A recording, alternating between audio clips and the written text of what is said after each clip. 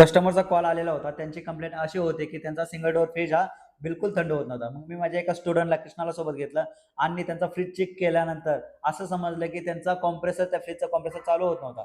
मग कृष्णाने काय केला तर रिले, ओ-एल-पी व्यवस्थित चेक केला. रिलेची कंटिन्यूटी इथं येत होती आणि ओ-एल-पीची कंटिन्यूटी सुद्धा इथं दाखवत होते. तर त्याच्यानंतर काय केलं कृष्णाने, की ह्याचा जो कॉम्प्रेसर आहे, कॉम्प्रेसर चेक केल्यानंतर कॉम्प्रेसरची तिन्ही टर्मिनलची कंटिन्यूटी येत होती आणि कॉम्प्रेसर ग्राउंड आहे का ते चेक केल्यानंतर ह्याचा कॉम्प्रेसर सुद्धा ग्राउंड होता. त्यानंतर काय केलं कृष्णाने, की ह्याची जी पिनटॉपची वायर आहे त्याची कंटिन्यूटी, जी रिले आणि ओ-एल-पीचे फेज न्यूट्रल आहे त्याची कंटिन्यूटी चेक केल्यानंतर ह्याची जी फेज वायर आहे त्याची कंटिन्यूटी येत नव्हती. मग कृष्णाने काय केलं, ह्याचा जो फ्यूज आहे, फ्यूज लावलेला फ्यूज चेक केल्यानंतर फ्यूजचा सुद्धा कंटिन्यूटी इथं येत होती.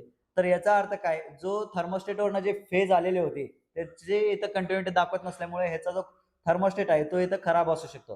तर इथं थर्मोस्टेट चेक केल्यानंतर असं कळालं, की थर्मोस्टेटची कंटिन्यूटी येत नाही. हा थर्मोस्टेट खराब आहे. मग आपण काय केलं, इथून डायरेक्ट केलं आणि ह्या फ्रीजला काय केलं, चालू केलं. चालू केल्यानंतर ह्याचा जो फ्रीजचा जो कॉम्प्रेसर आहे, करंट व्यवस्थित घेत होता. याचा कंडेन्सर, फिल्टर कॅपिलरी आणि डिस्चार्ज पाईप व्यवस्थित गरम झालेले होते आणि याची जी कूलिंग कॉईल आहे, कूलिंग कॉईलमध्ये पण व्यवस्थित थंड झालं होतं. तर अशा पद्धतीने मित्रांनो सिंगल डोअर फ्रीज हा चेक करू शकतात. तर मित्रांनो तुम्हालाही जर फ्रीज, एसी, वॉशिंग मशीन आणि आरो फिल्टर रिपेअरिंगचा कोर्स करायचा असेल, तर जीके टेक्निकल इन्स्टिट्यूटमध्ये तुम्ही हा कोर्स बिंदास करू शकताय. जीके टेक्निकल इन्स्टिट्यूटमध्ये तुम्हाला इथं 100% प्रॅक्टिकल प्रशिक्षण दिलं जातं. तर दिलेल्या नंबरवरती कॉल करा आणि आपलं ॲडमिशन कन्फर्म करा.